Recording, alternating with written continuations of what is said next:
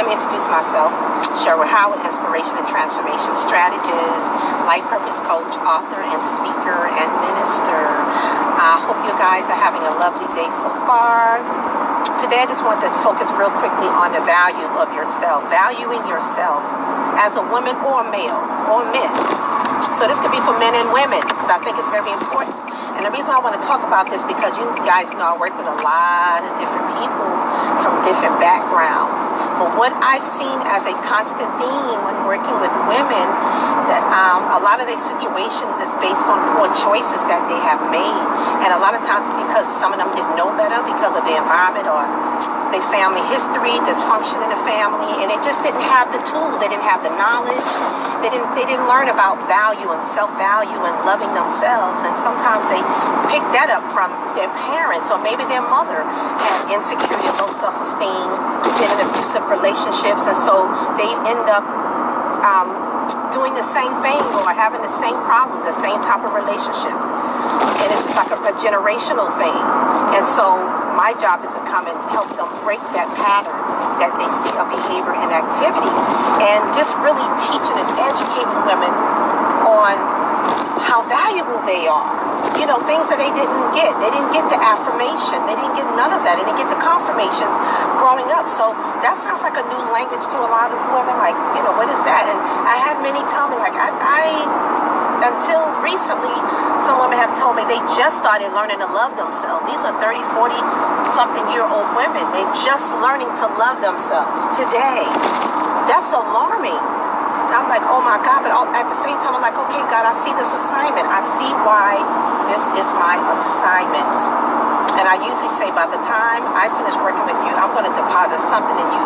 Hopefully that will change the rest of your life, that you would keep tools and strategies and nuggets and affirmations and all of that, because I'm going to do all of that with you. I always believe in leaving people better the way they were before you met them. Deposit something positive. And so I love the whole self-esteem thing and helping people learn how to feel better about themselves and self-empowerment.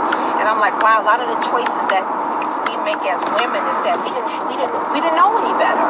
And so we have to understand how valuable we are as women and men, how valuable our bodies are. And that's one thing I want to talk about, because a lot of choices that women make, they end up harming themselves and hurting themselves. Am I going the right way? Yes, I am. Hurting and harming themselves, or allowing somebody else to violate and harm themselves, again, because they don't know anybody. They don't value themselves. They don't see themselves as like a jewel or a diamond. And I like to refer to being a queen, because you have to go through a protocol. You can't just come into the queen's or the king's chambers.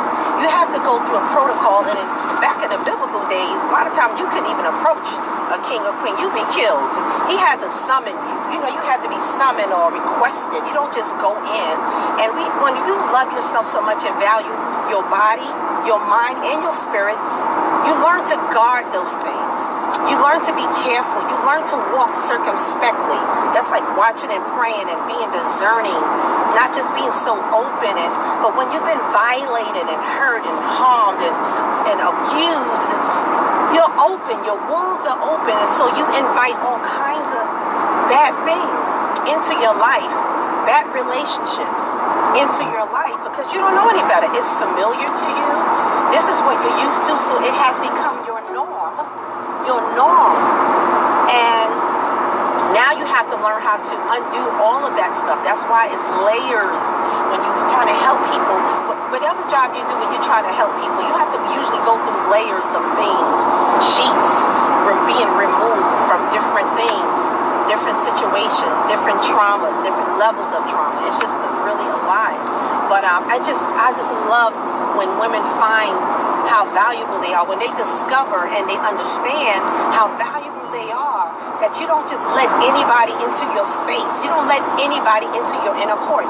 Even when it comes to girlfriend relationships or men, your relationships with people that you allow, your circle of men into your life. You're just very careful about who comes into your inner space, because you value your space and your time, your health and your wealth, your mind and your emotions, because people will affect all of those areas.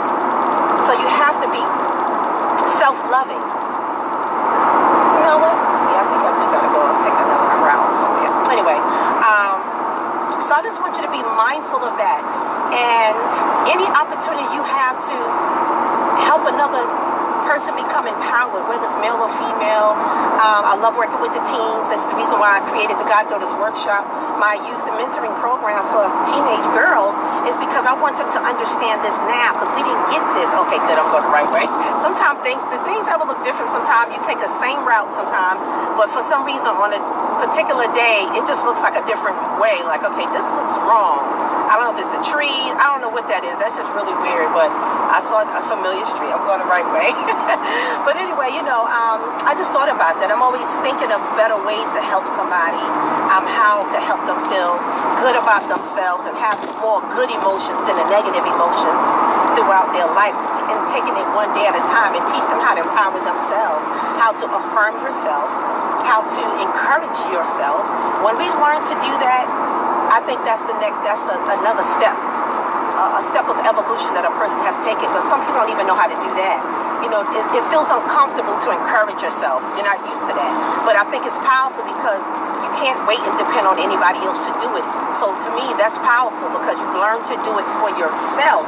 And then when you do that, I'm telling you, it attracts other people, and other people will start to compliment, because you never know who you're inspiring and who you're encouraging when you walk in some level of confidence and inspiration and motivation. Even if you don't feel it completely, but you still develop a habit of telling yourself or affirming yourself and confirming who God says you are. If you had to start there with quoting a scripture, like in Psalms 139, when David says, we are fearfully and wonderfully made, and how God intricately made us detailed. I mean, that alone is empowering. That's why a lot of people refer to that scripture a lot, but it's very empowering to you have to meditate on that thing, though. You can't just say it. You have to think about a person. What I do is visualize a person who is creating, say, a doll, or just the many parts it takes to put that doll together. And so I compare that situation to God, like, wow, you took out the time to intricately make all of my parts. It's even to create the world. There's so many aspects of creation. It's just awesome that you thought about this. And even when he made our bodies, and he created every seed and every herb in the garden, Genesis 1:29, for us to eat.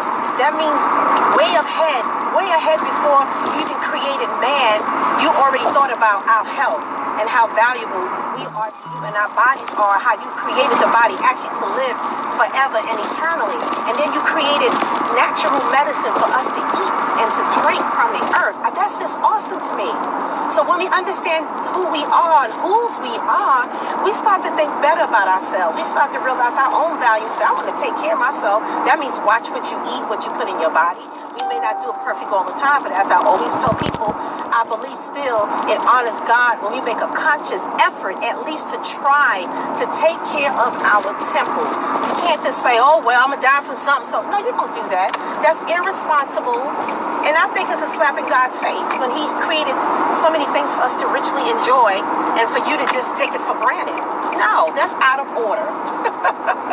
That is completely out of order. It's like you disregard God. You don't care about him. I do what I want to do. That's my, okay.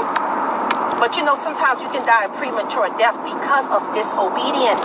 So I don't believe every death was the will of God. I believe sometimes we can put ourselves in harm's way, unaware or aware, in situations where, violence and evil is present, and we put ourselves in those situations. And had we been obedient, or listen, or have some kind of wisdom or something, or follow that internal instinct or that intuition or feeling that you have that says, this is not a good situation, you need to leave.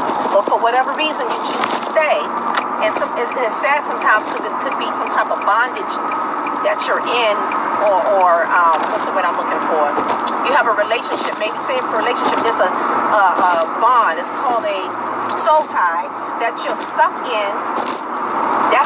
It's sad because it's like you feel like you don't have the power to dig yourself out of that. And that's why we need support. That's why we have to support each other. That's why we have to pray for each other. Because there's moments when we all can have experiences that we feel weak and we feel like we don't have the power to pull ourselves out. This is why there's a such thing as intercessors or prayer warriors or your support team and your friends and your buddies and your BFFs and all of that stuff. This is why it's important. It does take a village. We are not an island by ourselves. We need each other. We need other humans. Some people tell themselves that when they isolate themselves, but that's because they're dealing with other issues, maybe depression or disappointment and all of that. So they just sum it up as, I don't need anybody, but you really do need somebody, but you're kind of so used to self-sabotage yourself because you feel like you have trust issues, so you don't think anything's going to last and that you're ever going to have that type of support, so you just shut it down before it even starts. And I see a lot of people do that as well. So when they meet good people in their life, they just self-sabotage without realizing it, because that's what they used to do, because there's a trust issue, because they either been violated or there's a spirit of abandonment or sense of abandonment in their life. And so they figure, and sometimes people do it subconsciously, I'm just going to shut this down right now because you're really not going to be here long in my life anyway. You're probably just here temporarily, so I'm just going to end this right now. And, even I work with teens that kind of do that in the beginning. And so one of my methods is to just, even if they don't say anything during the session and they're real silent and quiet, I just sit there with them in the silence, embrace the silence together, because I'm trying to communicate to them, whether verbally or non-verbally, that I understand you already have a sense of abandonment. People have abandoned you, they have neglected you, rejected you, and so you already feel that nobody's going to be there for you. So what I do when I sit in that moment with them, I'm trying to communicate to them that I'm still here. I don't care if you holler, scream, I don't care if you curse me out. I'm still here, because they're looking for you to leave. They do these things or say things to kind of get you to get upset and go, I can't deal. I can't do this. I can't work with this person. I can't help them. I can't coach them. I can't counsel them. That's what they want you to do, because they feel like you're going to leave anyway. And so it's like a barrier and a guard. It's like a self-defense mechanism. And I'm like, okay, so once they see I'm still here, I'm still consistent. I am consistent. I'm still here. I'm not going anywhere. Once they see some of that, then they start to open up. People start to open up when you do that. And then they start to share more and more. And this is called building trust, building rapport, building trust. And they see that you're genuinely concerned about them, that you care about their well-being. And that's what they need. And so that takes patience. It takes empathy, a level of empathy and patience, understanding what they've been through, what people go through. And this is not for clients. This is for anybody that you encounter. And you feel like, you know what, this seems like it must be my assignment. And I know some of you have experienced that, where you just come across people in your path, but for some reason they don't go away, or you just keep, having some kind of encounter with them. And you really, take out the moment and realize God may be using you at that moment, and embrace that. And then pray about, okay, how can I help this person? What can I leave? What mark can I leave in this person that cannot be erased?